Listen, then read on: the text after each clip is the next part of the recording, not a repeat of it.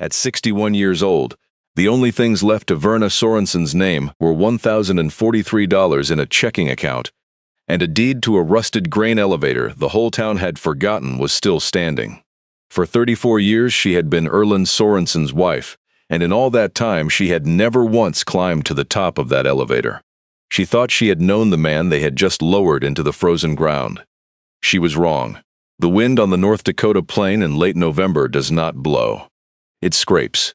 It works its way through every stitch of an old wool coat, finds the bone, and settles there like a guest no one invited and no one can make leave. Verna stood at the filled grave with the cracked, careful hands of a bookbinder folded in front of her, and she let the cold do its work. The crying she had finished 3 nights before. They say a funeral is for saying goodbye.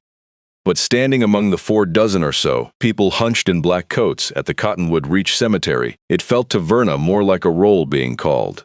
She recognized face after face and could not say why any of them had come. There was an old man at the back, leaning on a cane, trembling, his eyes red in a way that mere acquaintance never makes a man's eyes. There was a young woman holding a child on her hip, her lips pressed flat as if she were swallowing something down. Verna did not know them. She told herself Erland must have, back when he ran the elevator, back when this town still lived on wheat.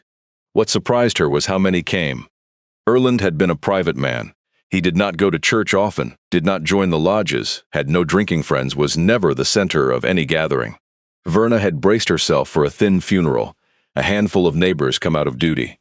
And yet that morning they arrived in a crowd, from towns an hour off, driving over roads still glazed with snow, standing silent in a cold that cut to the marrow. Many she had never met. Many wept in a way she did not understand, a way deeper than you weep for a man you only knew to nod at. Standing at the grave, Verna only thought it strange. She did not understand yet. It would take weeks and a ledger and a tin of letters before she understood that every soul in that cemetery was a line in a book, a family some quiet man had pulled back from the edge, and that they had not come to bury a neighbor. They had come to bury the one who saved their lives. A big man with a farmer's chapped hands came up to Verna after the service, meaning to say something. He opened his mouth, then thought better of it, and only gripped her hand in both of his rough ones, nodded, and turned away with wet eyes. Verna did not know who he was. She supposed he was some old business of Erland's. She did not know that 30 years back this man had nearly lost his whole farm, and that Erland had been the only one to reach out a hand. Some thank yous are too large to fit in the mouth. That morning at the graveside, Verna stood in the middle of an ocean of unspoken thank yous, and never knew it. Erland had died of a heart attack, quietly the way he had lived. One November morning he carried his coffee out to the porch to look at the cut wheat standing in stubble, and the cup slipped from his hand. 73 years old. He went so fast that Verna never got to tell him the last thing she had always meant to tell him. That she was grateful. That 34 years beside him had been a kind of luck, a woman who'd once had nothing never dared to dream of. They had married when she was 27 and he was 39. She was his second wife. His first, Marguerite, had walked out when their daughter Sloane was 11, leaving Erland an angry child and a hollow house out at the edge of town. Verna never tried to take anyone's place. She only quietly mended what was torn, from the kitchen curtains to, in a way, the man himself. It was the thing she was best at in this world, mending what other people had given up on. Before Cottonwood Reach, Verna had lived another life she seldom spoke of. She had grown up in a children's home in Minnesota, and passed through one foster family after another, none of them keeping her long, because she was a child so quiet that grown people found her unsettling. She learned the bindery trade in a little print shop in St. Paul, where an old German craftsman taught her that a torn book is not a ruined book, only a book waiting for someone patient enough. She had lived her whole life by that. She believed it about books. She believed it about people. She had even, on her better days, believed it about herself. When she met Erland, she was repairing the old minute books for the County Farmers Association, and he was the silent man who brought in a leather-bound ledger with the spine pulling loose, asking if she could save it. She saved it. What she did not learn until much later was that the very first book he ever brought her to mend was the same book he would hide at the top of the elevator for the rest of his life. She had held his legacy in her hands on the first day and never known. Their marriage was a quiet one. Erland was not a man with sweet words. He showed love in small repairs. He fixed the leg of her book press when it cracked. He saved her the last cup of coffee every morning. In the evenings he sat reading the farm paper while she stitched a spine under the lamp, and the silence between them was not an empty space but a warm and full one, the silence of two trees that have grown side by side, so long their roots have laced together underground. Sometimes, in the later years, she had privately faulted him for being too closed, for driving out to that dead elevator to sit alone for hours and never telling her what he did out there. She did not know. God, she had not known. Sloane Pruitt, Erland's daughter, was 48 now, a lawyer who handled estates and real estate up in Fargo. She came to the funeral in a sharply tailored charcoal coat and shoes that took not one speck of the cemetery mud, though the ground was churned to slop. She gave Verna a hug that lasted exactly 3 seconds, cold and flat as a contract. Then she leaned to Verna's ear, her voice so gentle that Verna nearly believed it, and said not to worry about the paperwork, she would handle all of it. Verna need only sign a few things to settle the after-death business. Verna nodded. Her head just then was as empty as a November field. She trusted that was the first mistake. 3 days after the funeral, Sloane summoned Verna to a branch office of a law firm in the next town over, a bright glass room marooned out on the prairie. On the table sat a thick stack of documents, the signature lines already flagged with little yellow arrow tabs. Sloane poured her a glass of water, sat down across from her, and began to speak in the even drone of someone reading scripture. This was the transfer of estate property, she said, the power of attorney so she could settle her father's tax debts, the inventory of assets. Words that reached Verna like the sound of running water. Verna had read all her life. She could restore 200-year-old books, could make out smeared faint on crumbling paper. But that day in that cold glass room, her eyes blurred and her hand shook and the words slid off her like a fish too slick to hold. She believed the woman across the table was Erland's own blood.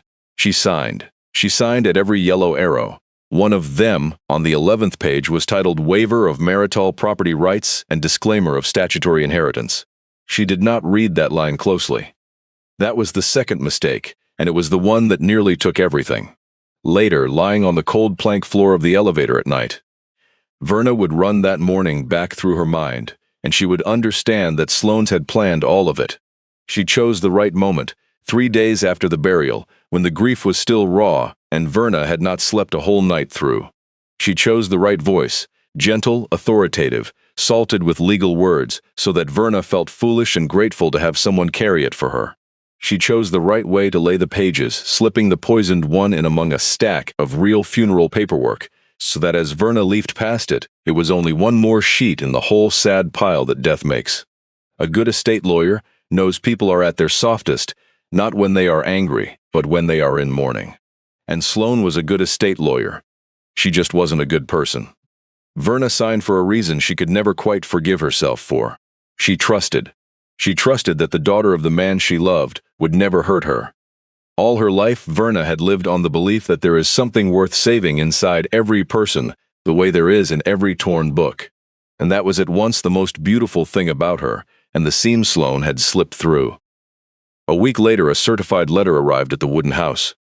On the edge of town, the house Verna had lived in for 34 years.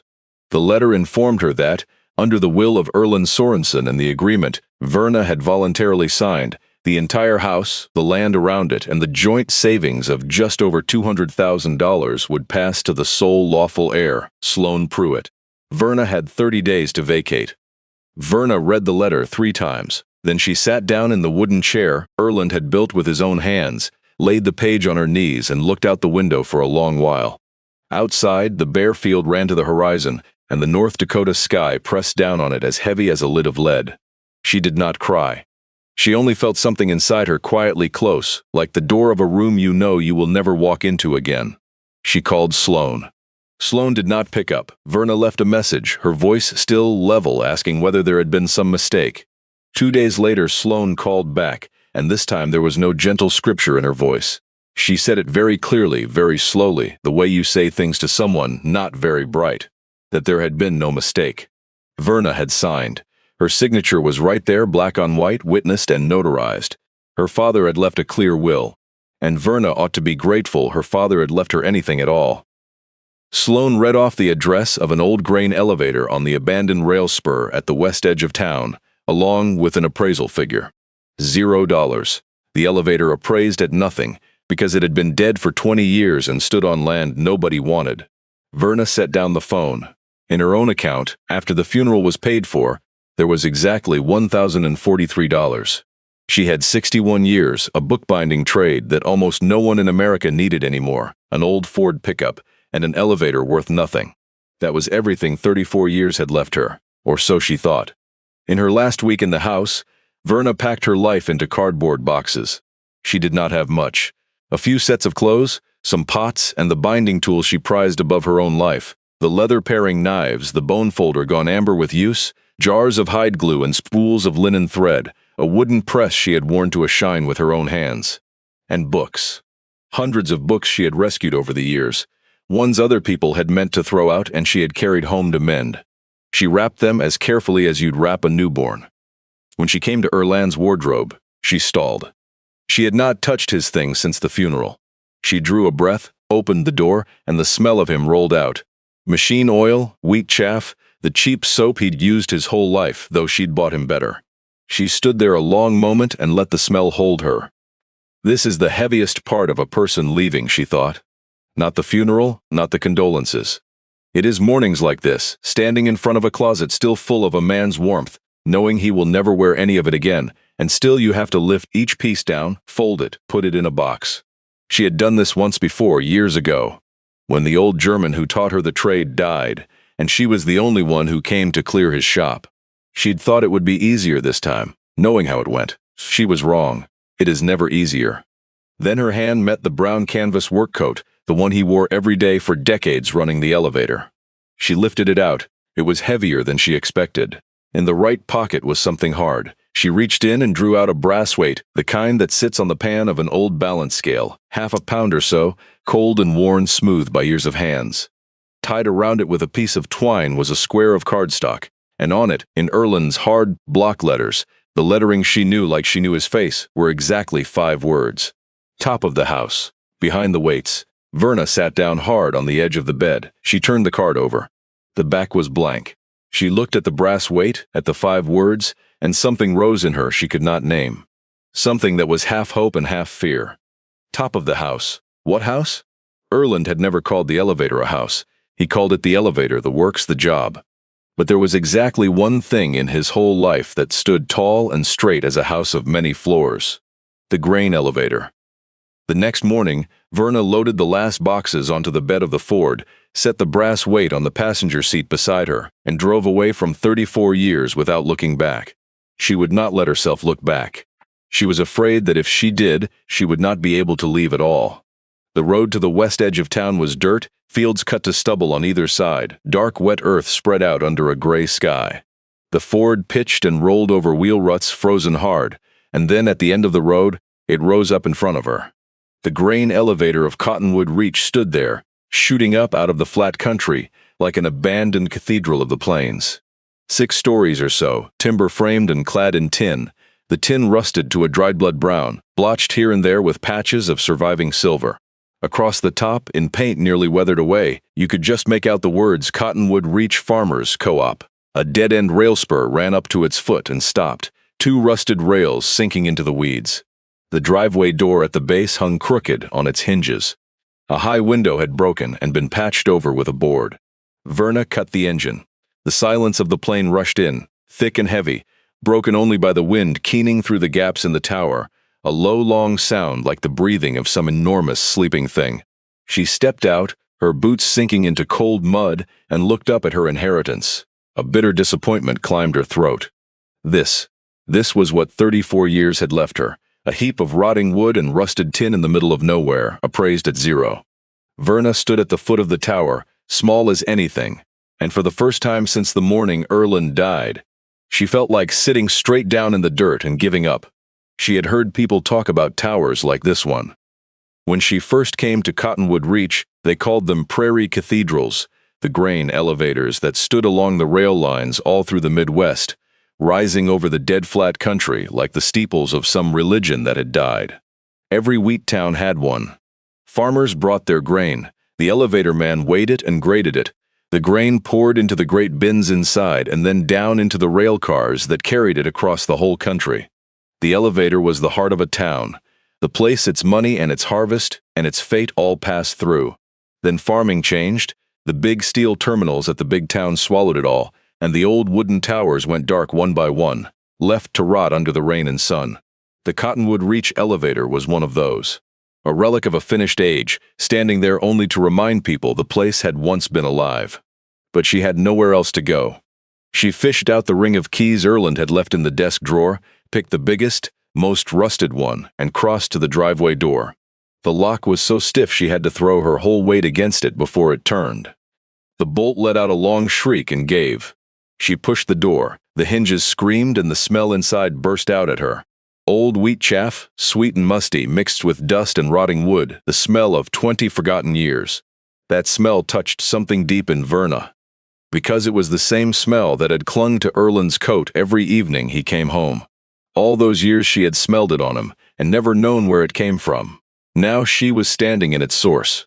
She was walking into the smell of her own husband, into the place he had vanished to every day, away from her, and she had never once asked why. Inside lay an enormous dark. Verna switched on her phone light. The beam swept across a soaring room, timber posts thick as a man's body holding up the dark above. In the middle stood the old grain scale, a great wooden platform with a balance beam gone to rust, and beside it a little wooden rack still neatly holding a few brass weights just like the one from Erland's pocket. Dust lay over everything like gray snow. The belts that had once carried grain up the tower were now only the rotting skeletons of belts. Verna walked slowly inward, her footsteps echoing up into the empty height. Top of the house, behind the weights. She tilted her head back and looked up.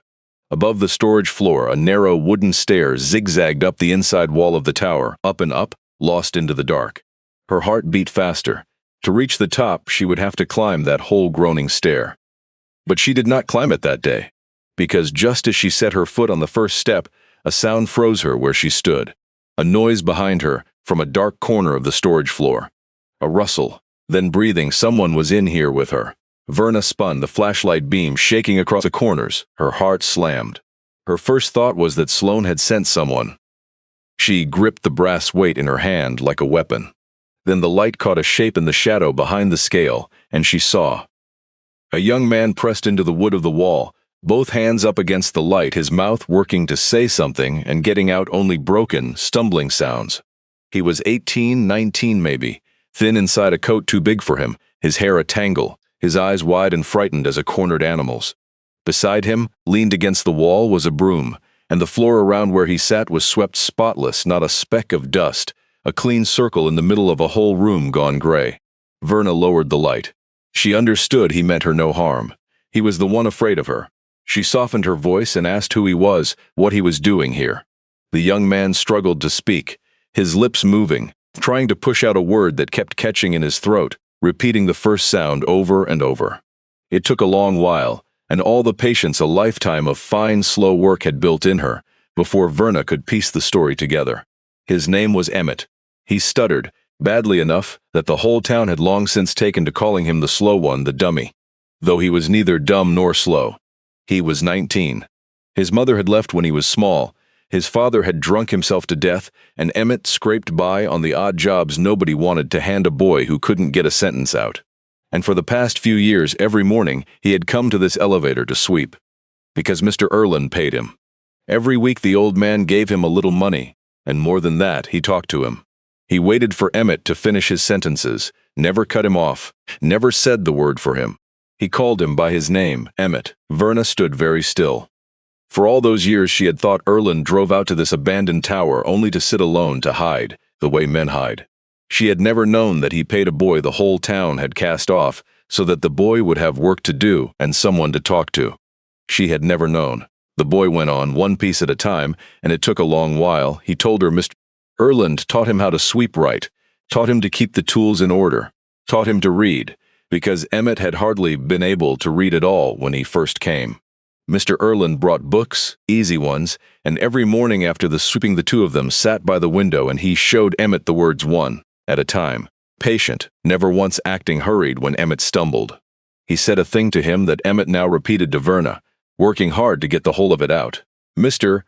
Erland said a man who reads slow or fast is a man all the same, and a man who's slow to speak is usually quick to think, only nobody'll wait long enough to hear it. Verna had to turn her face away so the boy wouldn't see her eyes. Because she understood that the man who had taught a thrown-away child to read by the window of a grain elevator was the same man who had sat across from her in silence every evening for 34 years, reading his paper, telling her nothing. He had done all of this 15 minutes drive from her own kitchen, and she had not known. Top of the house, behind the weights. Verna looked at the young man, then up at the stair, vanishing into the dark. And for the first time she felt that the husband she'd thought she understood for 34 years was a man she had only ever known the half of. Emmett, once his fear had eased, led her around. With his halting words and his pointing hand he showed her where he kept the broom, where Mr. Erland used to sit, the rickety wooden chair by the window that looked out on the rails. And when Verna asked whether he knew what was at the top of the tower, Emmett shook his head. He had never been up there. Mr. Erland wouldn't allow it. He said the top was his place, and that one day it would be somebody else's. Dark came down fast, the way it always does in a northern winter. Verna decided to spend that first night in the storage room, spreading a thin pad on the plank floor near the scale, lighting an old oil lamp she found on a shelf. Emmett would not go home. He said, and it cost him a long struggle, that he would sleep in his corner, keep watch. Verna meant to tell him to go on home, and then she realized he had no home to go to.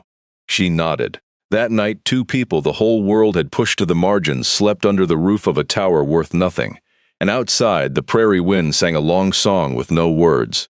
Before she lay down, Verna sat by the oil lamp a while, and did the thing she always did when her heart was unquiet. She took out a book she was partway through mending, a needle, a length of linen thread, and began to sew the spine back together in the yellow light. Her hands moved steady, sure, a rhythm worn into her over 4 decades.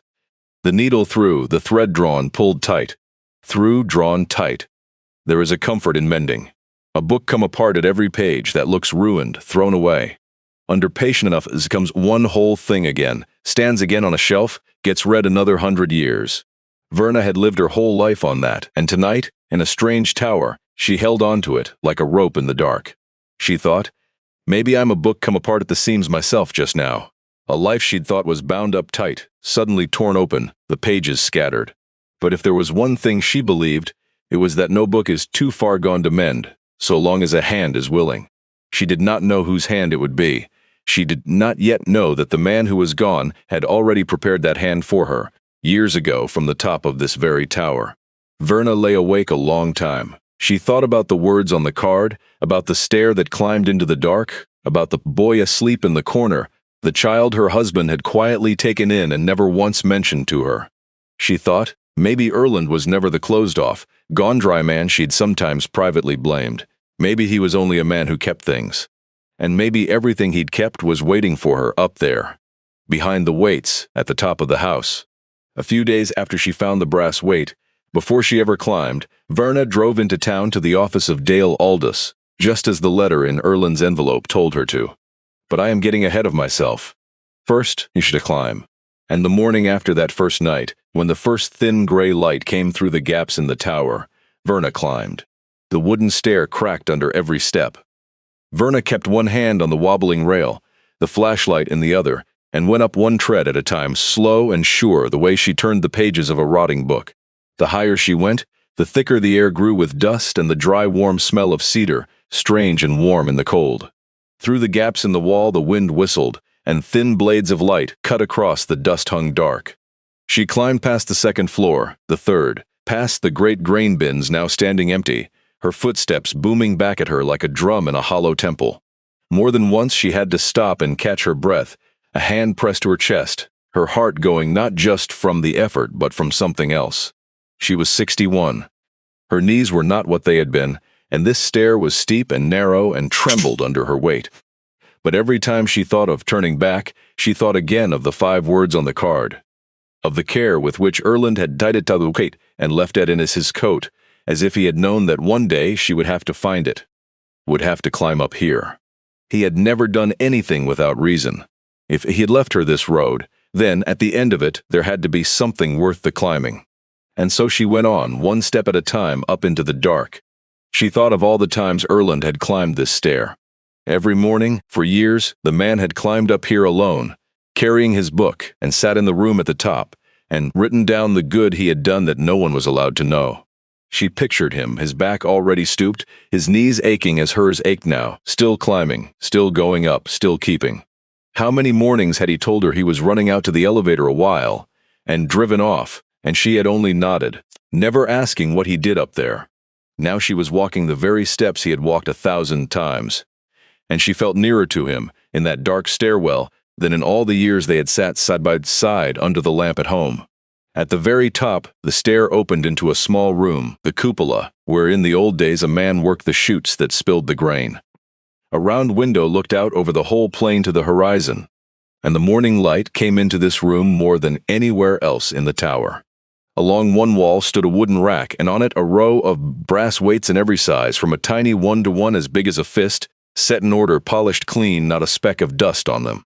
In a whole rotting tower, this one rack of weights had been kept like treasure. Behind the weights, Verna's hands shook. She set the flashlight down and began to lift the weights from the rack, one by one. They were heavy and cold in her palm. When the rack was bare, she ran her fingers along the board behind it, pressing, tapping, searching, and then in the lower right corner, her finger caught a seam.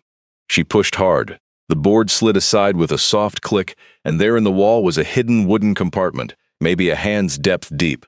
Verna held her breath.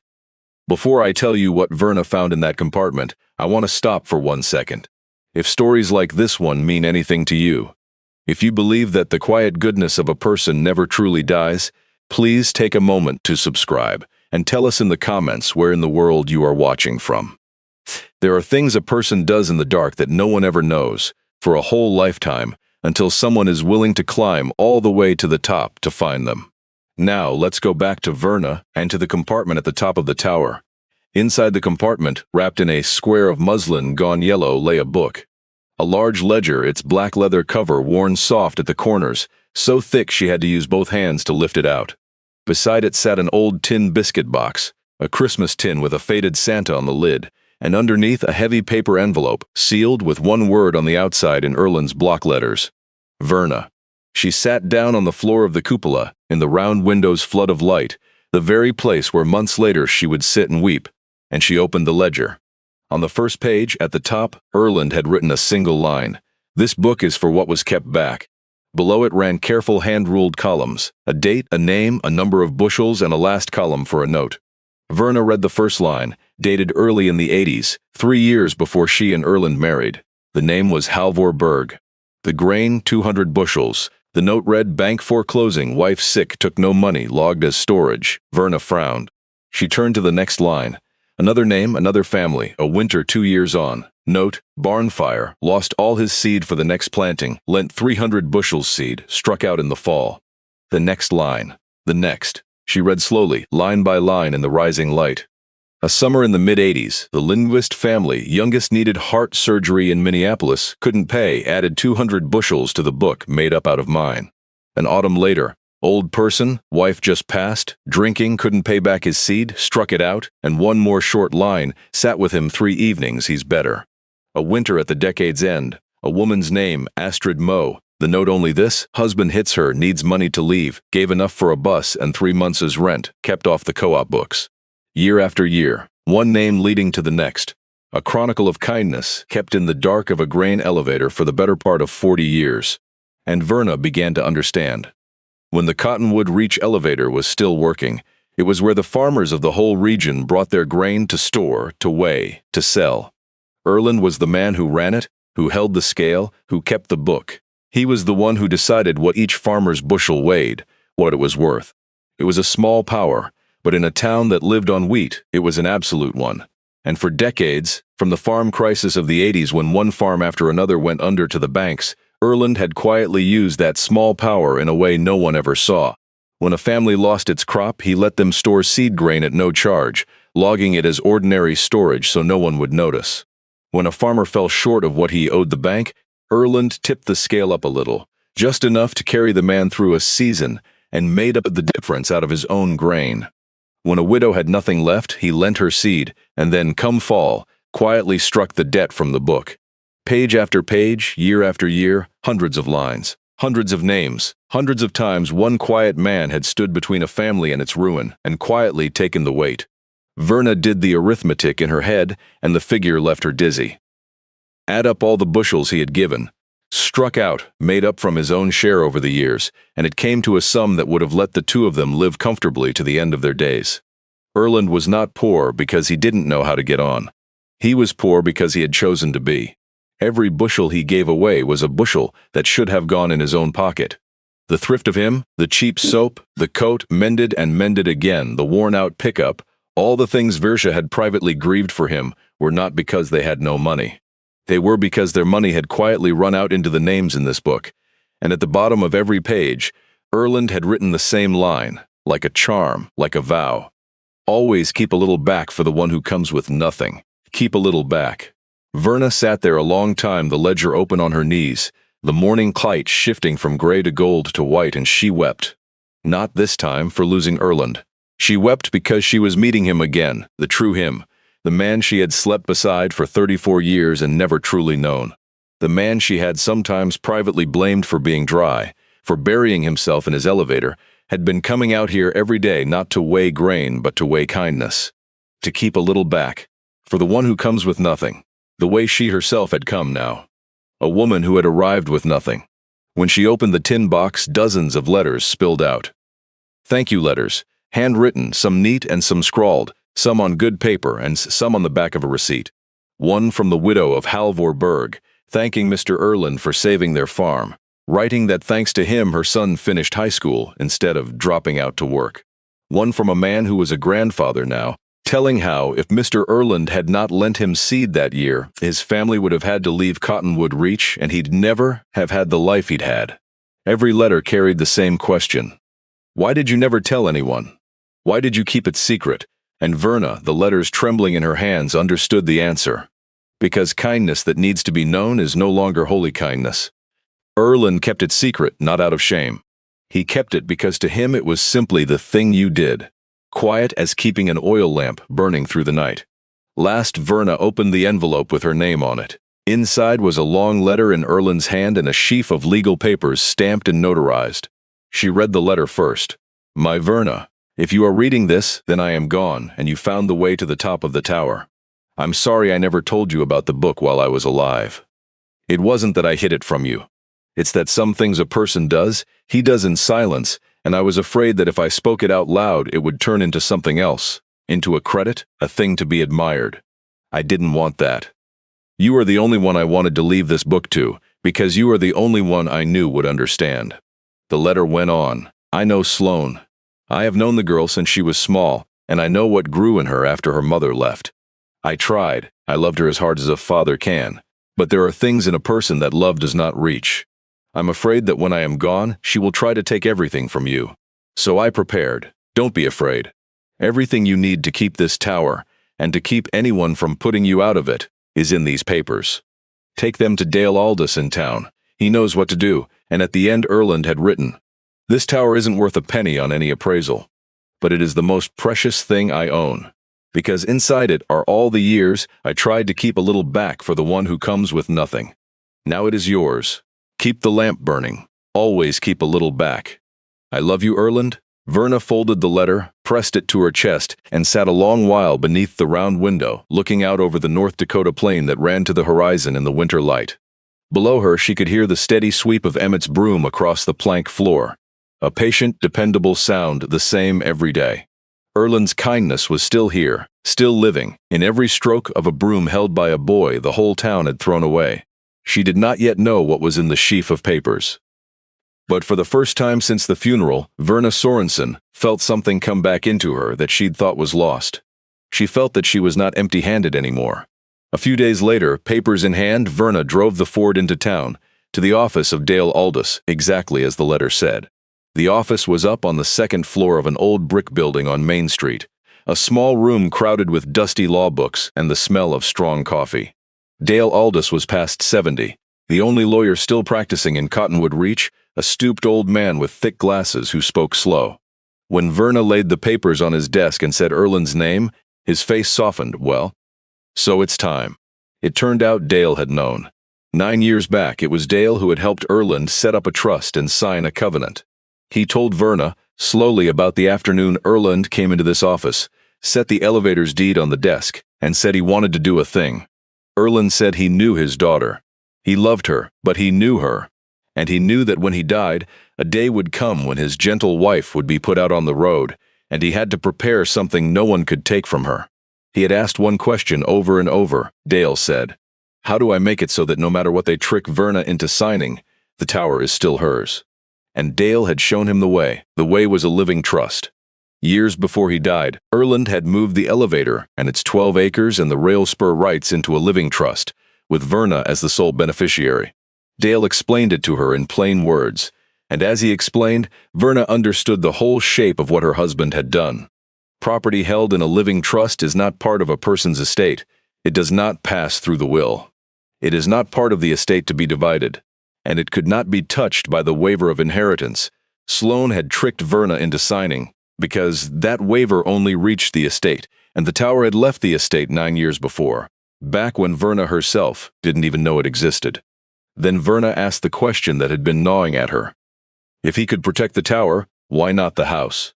Why not the savings? Why leave those where Sloane could reach them? Dale took off his glasses and wiped them, and he answered slowly. He said her husband had left her everything in his will, the house, the savings, all of it. But a will can be contested, and a will can be undone by a waiver, the way Sloane undid it. A trust cannot.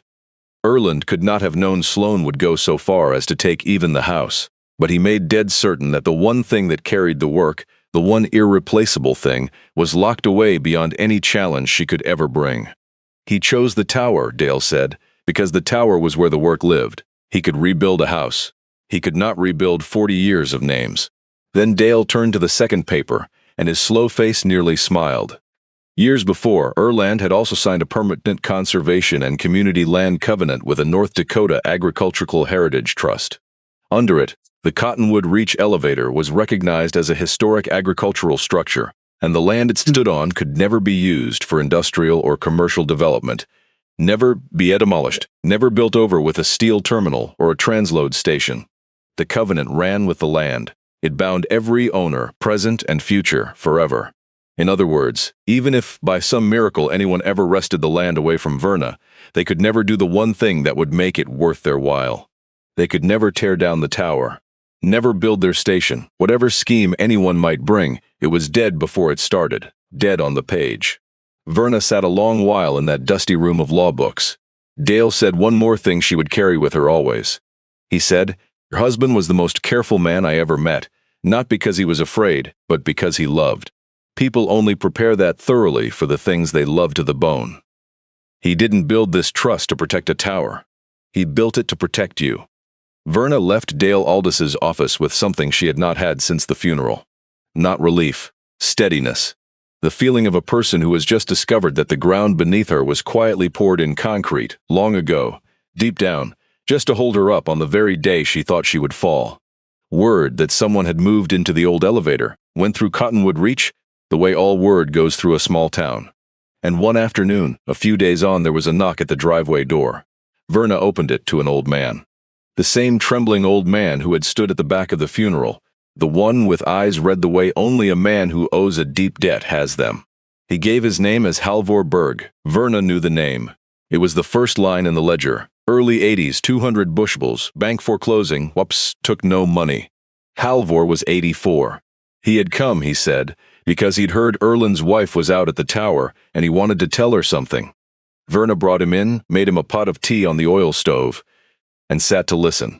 Halvor told it, his voice shaking, about the winter the bank threatened to take his farm, when his wife lay bedridden with consumption, and he had not a dollar. He'd been ready to quit, he said, ready to pack the family up and leave Cottonwood Reach.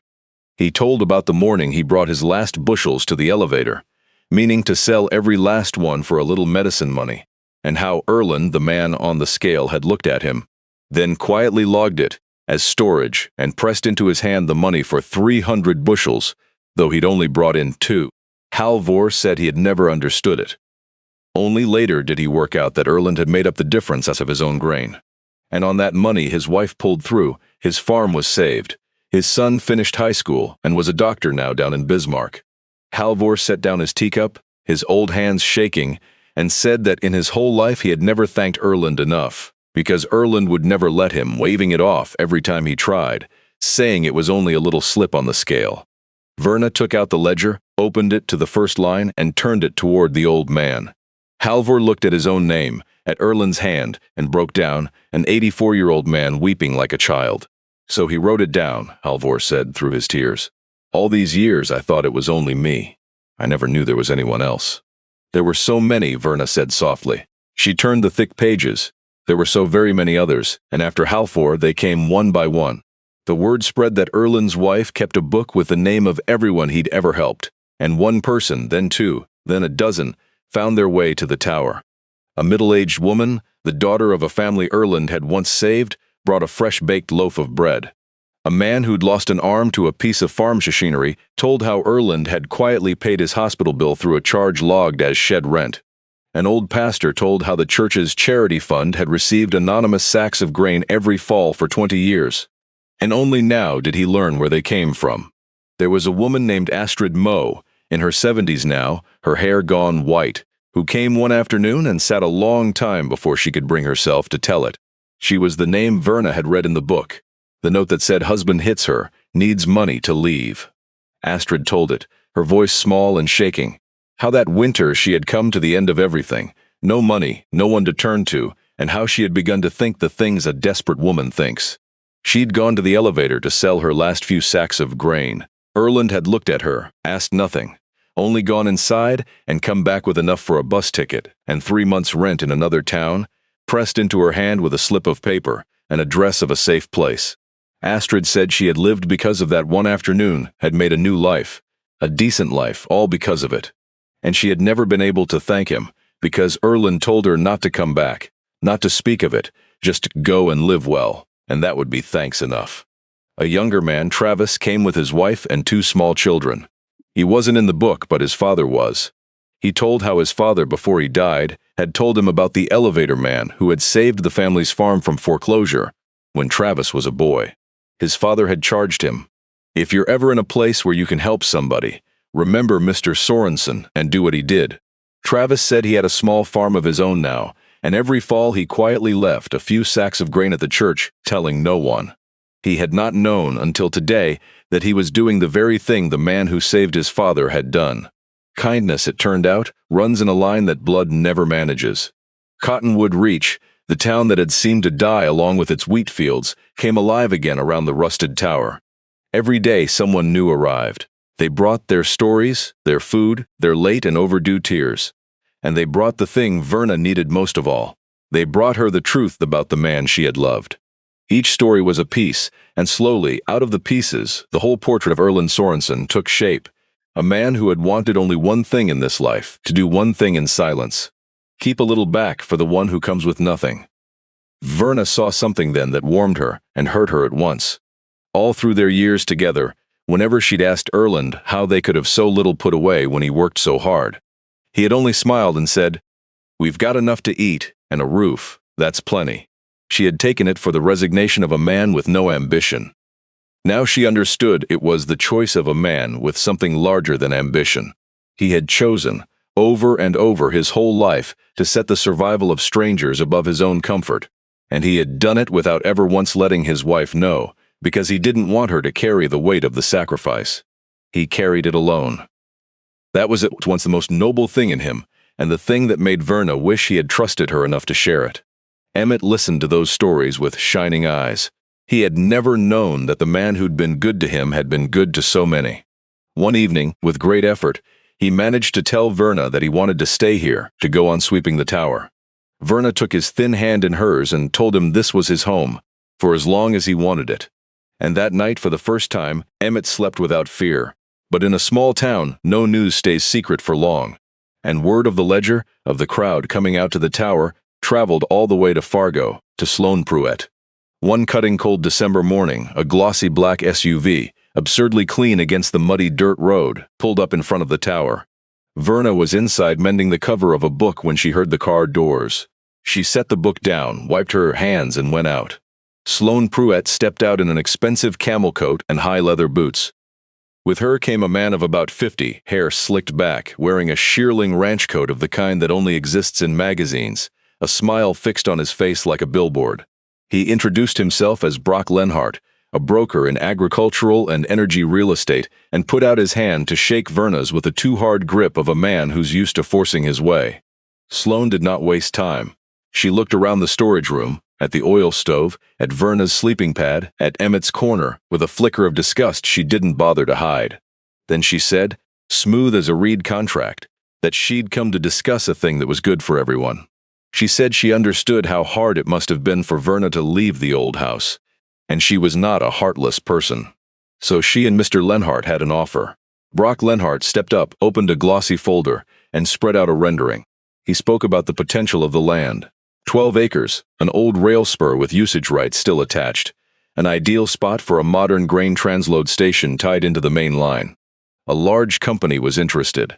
They'd take the old tower down, he said, patting the wood wall with a kind of pity, and put up a modern steel terminal and turn this place into a real going concern. Then he said the number, $46,000, cash, for the land and the tower both. He said the number slowly to let it sink in, watching Verna with the eyes of a man certain he'd just changed a life. To a woman of 61 with a little over $1,000 in the bank, $46,000 was a fortune. A new roof, safety, no more sleeping on a plank floor through a North Dakota winter. And here is the thing Verna would later admit to herself. For a moment she considered it. She was human, and she was tired, and she was cold, and she was 61 years old. $46,000 meant she could buy a small warm house in town, with central heat, with hot water, with a real bed instead of a pad on the floor. It meant she would not have to fear the coming winter. It meant she could rest for the first time in her life, after a whole life spent bent over mending what was torn. The ache in her bones whispered, "Take it, you've borne enough." For a moment the door swung open in front of her, and it was warm, and it was easy. Then she looked into the tower, where Emmett stood pressed behind the scale, his eyes following her, anxious. She thought of 84-year-old Halvor Berg weeping. She thought of Astrid Moe, of Travis and his 2 children, of the hundreds of names in the book. She thought, if I take this 46,000, they will tear down the tower, raise a steel terminal, and one day no one will remember there was ever a man here who held a scale and quietly saved a whole town. The book will become a curiosity in a box. And Emmett, the boy with no home to go to, will have no home again. The charm will die. Keep a little back for the one who comes with nothing. If I sell, there will be nothing left to keep back. Verna thought all of that in the space of a single breath. Then she shut that warm, easy door, gently, finally, the way she had shut so many other doors in her life. Sloane smiled. It was a very generous offer, she said, far more than this heap of rotting wood was worth. She advised Verna to take it, and to take it fast before the company changed its mind. Verna stood quiet a moment. She looked at the rendering, at the number, at the smiles on Sloane and Brock. She said, in a level voice, that she thanked them for the offer, but the tower was not for sale. Sloane's smile set hard. She stepped closer, and her voice changed, dropping the sugarcoating entirely.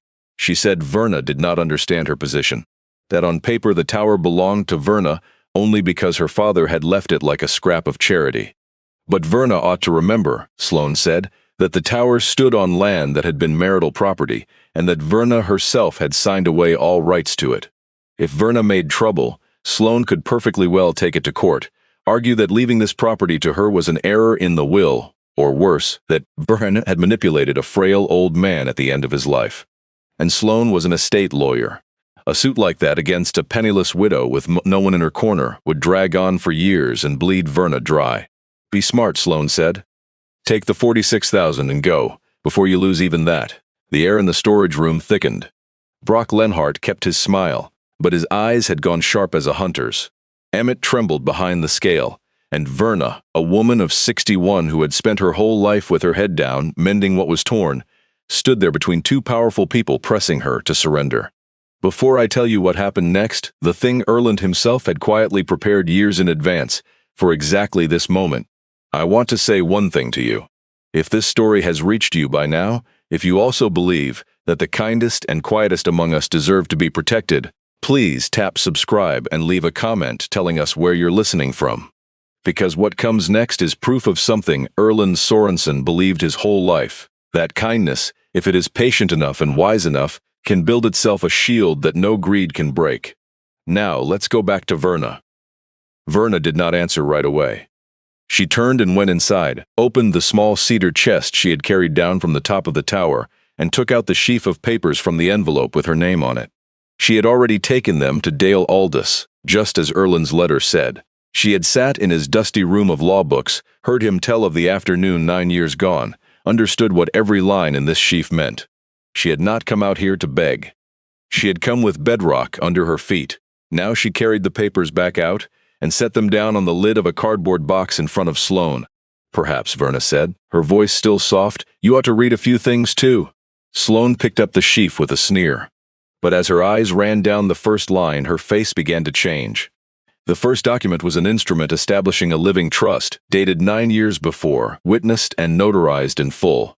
Under it, Erland Sorensen had transferred ownership of the grain elevator and all 12 acres, along with the rail spur rights, into that trust 9 years ago. The sole beneficiary of the trust was Verna Sorensen. Sloane went pale. As an estate lawyer, she understood at once what that meant. Property held in a living trust is no longer the personal property of the deceased. It does not pass through the will.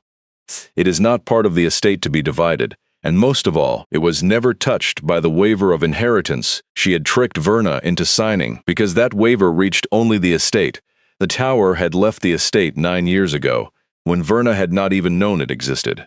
Brock Lenhart, not following the legal terms but reading Sloane's face, asked what was wrong. Sloane did not answer. She turned to the second page, and her face went paler still. The second page was a permanent conservation and community land covenant Erland had signed years before with the North Dakota Agricultural Heritage Trust. Under it, the Cottonwood Reach Elevator was recognized as a historic agricultural structure, and the land it stood on could never again be used for industrial or commercial development, never be demolished, never built over with a terminal or a transload station. The covenant ran with the land. It bound every owner, present and future, for all time.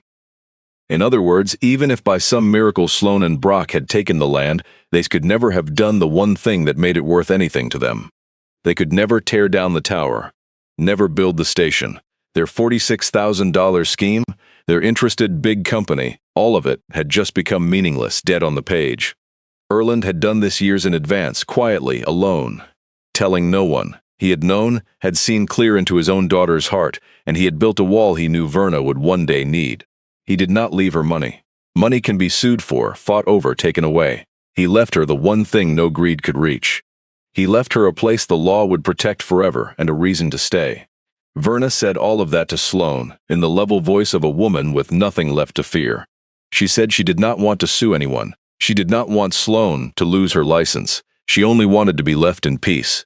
She only wanted to keep the tower, and to keep the work Erland had done his whole life going. If Sloane left her alone, it ended here. If not, Dale Aldous was ready. And the very thing that would bury Sloane was her own trick, the way she had pressed a grieving widow to sign without telling her what it was. The storage room went dead silent, only the wind keening through the gaps in the tower. Sloane Pruitt stood there, the papers trembling faintly in her hand, and for the first time Verna saw something crack open in that cold face. Not anger, something more like pain. She looked around the tower, at the thank you letters pinned along the wall, at the thick ledger open on the table, and perhaps, for just a moment, she saw the father she had never let herself understand. Brock Lenhart spoke first. He folded his glossy folder shut, the smile gone, and muttered something about a waste of time. He went to the car. Sloane stayed a moment longer. She opened her mouth as if to say something to Verna, then thought better of it. She set the sheaf of papers down on the lid of the cardboard box, very gently, almost carefully. Then she turned to go. But at the door she stopped.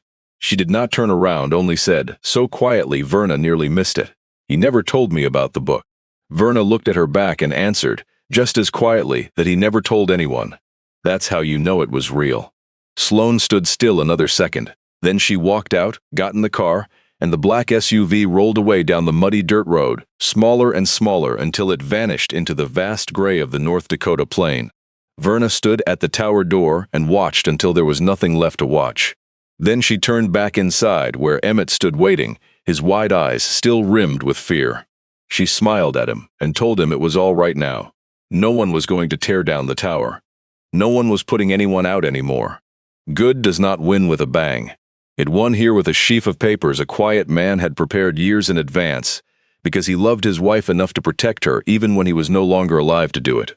That winter was a long one, the way all North Dakota winters are. But it was not as cold as Verna had feared. She used what little money she had, and a small loan that Halvor Berg insisted on giving her without interest, to fix up the tower. Not into anything grand, she just patched the roof, replaced the heaviest of the rusted tin, put in a wood stove, made the storage room at the base of the tower into a place a person could live through the winter. Emmett worked alongside her, and he was astonishingly handy. The hands the whole town had once looked down on turning out to know how to do most anything. The work went slow, through the short December days when the sun showed for a few hours, and then was gone. Verna learned to mix mortar, to nail tin, to caulk the gaps so the prairie wind couldn't knife through. Her hands, made for the fine motions of the bindry, took on new calluses, rougher ones, but she didn't mind. She found in the heavy work of her hands a kind of healing. Every sheet of tin she replaced, every gap she sealed, was a way of telling the man who was gone that she had found this place, that she was keeping it, that she would not let it fall. Sometimes in the middle of the work she'd stop, lay a palm flat against the old wood of the tower, and close her eyes. She felt she could almost feel the warmth of all the hands that touched this place before her. The hands of the farmers who'd brought their grain, Emmett's hands on the broom, and Erland's holding the scale, keeping the book, keeping a little back. In the evenings, after the work was done, the three of them, Verna and Emmett, and often old Halvor come by to visit, sat around the wood stove. Verna read aloud to them, books she had rescued over the years, and Emmett, the boy who could barely read when Erland first took him in, sometimes read a short passage too, slow and stumbling, and no one rushed him. Firelight danced on the old wood walls. Outside, the North Dakota wind howled and the snow lashed the tin. But inside that tower worth nothing, there was a warmth no glossy resort of Brock Lenhart's could ever buy. There were people. There was a roof. There was a community knitting itself back together around a single fire, and a strange thing began to happen. The tower, once forgotten, slowly became a place of the town again. People came by. At first it was the ones with names in the ledger, come to visit, to tell their stories, to sit by the fire. Then their children and grandchildren. Then people with no connection at all who had only heard of the man who'd held the scale here and wanted to see it. Verna set up a long table in the storage room, laid the ledger open on it for anyone who wanted to read. She pinned the thank you letters up along the wall. The tower became something between a museum and a home, a place people came to be reminded that Kansas is real, that it had lived here once, out in the middle of this field. Verna did one more thing. She thought about the line at the bottom of every page. Keep a little back for the one who comes with nothing. And she decided that line should not just sit in an old book. With Dale Aldis's help, she set up a small fund in Erland's name to help the farm families and the people coming to the end of their rope in Cottonwood Reach and the towns nearby. Not a grand fund, just a little, enough to carry a family through a hard season, the way Erland always had. Keep a little back. The person she trusted to keep the fund's books, to mind the accounts, was Emmett. The young man the whole town had once called the slow one, now sat at the long table every day, carefully entering each bit of help into a new ledger in his slow, exact, neat hand. He still stuttered, but now, when he spoke, people waited for him to finish, because Verna had taught the whole town, by the way she treated Emmett, that a person's worth is not in how fast they can talk, but in what they do in the quiet. There was an afternoon in late winter, when the snow had begun to melt and the first slant of spring light came through the round window at the top of the tower, that Verna climbed back up to the cupola. She carried the ledger and a pen. She sat down beneath the window, the place where months before she had sat and wept, and she opened the book to the last page, the empty one after Erland's final entry. Before she had climbed, a letter had come. There was no return address, but Verna knew the hand at once, the sharp, even hand of a lawyer. Sloan. The letter was very short. She did not apologize, not quite, because there are people who never learned how to say they're sorry, who had it taken from them in some far-off winter when their mother walked out. But Sloan wrote that she had read her father's will again, this time really read it, and she had understood that he had not abandoned her the way she'd believed all these years. In the will, the part left to Sloan was not nothing, but a letter from Erland, a letter she had thrown away unread in her fury after the funeral. Now she had picked it up and read it. She didn't say what it held. She only wrote one last line. Keep the tower. It should belong to someone who understands it. Verna folded the letter and put it in the tin box with the other thank yous. Perhaps, she thought, that was a kind of saving too. Late but a saving all the same. She thought of all of it. Of the day she stood at the grave with $1,043 and a scrap of deed. Of the 34 years she'd thought she understood a man she had only half known. Of the tower appraised at nothing, that turned out to be the most precious thing she had ever been given. Of Emmett, of old Halvor, of Astrid Moe, of Travis and his 2 children, of every name in this book, hundreds of lives caught and held by a man who never wanted anyone to know. Then Verna took up the pen, and on the first empty line after Erlend's la entry, she wrote the date. She wrote the name of the one being helped, a young family that had just lost a crop, that Erlend's fund had just carried through. She wrote the amount.